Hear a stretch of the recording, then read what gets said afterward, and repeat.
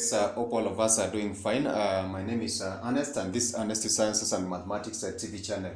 I'd like to welcome our members to the group, and also kindly feel free to engage us in the comment section and also subscribe to our channel so that we can be getting more updates on various uploads that we do, especially the concept of statistics. Now, in this case, of course, we are going to look at the concept of weighted mean.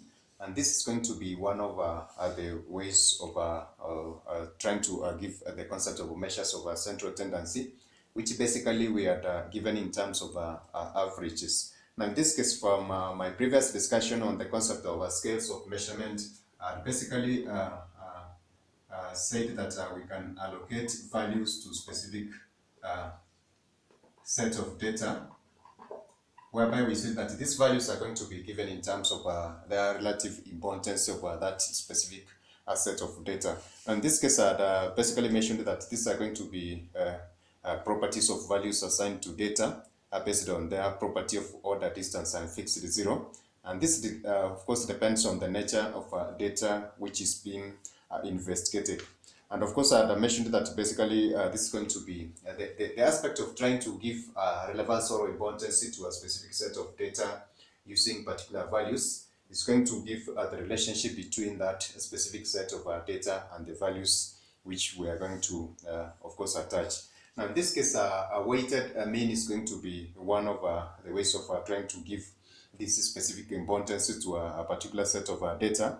And we're going to see that weights are basically going to be assigned to each of the items depending on their importance. Now, in this case, I mentioned that we have a specific set of distribution which are of items generally given in terms of x1, x2, to a particular set of items given as xn. We can attach a specific importance or what we refer to as weights to this specific set of data in terms of W, whereby W represent weight, W1 for item 1, W2 for item 2, and that's going to go on up to the last item of Wn given as such, whereby W represent their corresponding weights or relative importance which have of course mentioned. Now, in this case, the mean of such a kind of data which is being given in terms of importance or values which are going to be representing their weight is referred to as the weighted mean. And of course, in terms of representation, then therefore we're going to evaluate or find the notation for the weighted mean given as x bar sub w. And this, of course, is going to be given in terms of the summation between I is equivalent to 1 of n items given as x wi or w sub I all over the summation of I is equivalent to 1 to n wi given as such. Of course, this is going to give us what we refer to as the weighted mean. And I've just given a specific example on my right side of the board in order for us to try and do a single evaluation of such a kind of data. Now, suppose we have a score of specific tests by a student, whereby we're going to see that the student is going to have this specific distribution of 5 subjects in a scope of that specific examination, whereby English is 60, biology is 75, mathematics is 63. Physics is 59 and chemistry 55. We can attach a specific, of course, weight to this particular set of score for the student. Whereby, suppose we just include a specific, particular column here, an additional one, of course, which is going to represent the weight for that specific scores for those various subjects. In this case, I can have perhaps 1, 2, 1, 3, 3.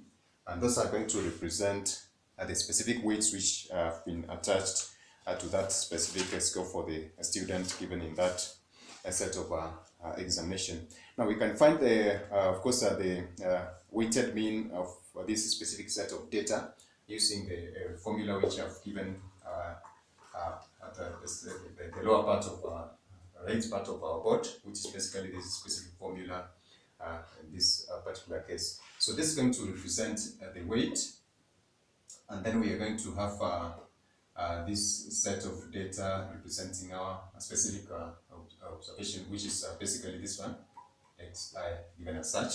And of course, that's going to provide for us, the product between the two is going to provide for us the summation of this specific set of data, whereby we are going to have this one given in terms of xi, wi, and that of course is going to be the values of just give it as simple. So this is going to be 60 times 1, and then we're going to have 75 times 2, and then we're going to have this one as 63 times 1, and then this is going to be 59 times 3. Of course, my table is not all that organized in a way that I would have expected, but I'm just going to give this one for illustration purposes. So we're going to obtain the values of this specific product of xi and wi for the data and the weight, and this is going to give us from our evaluation. You can do that one and perhaps find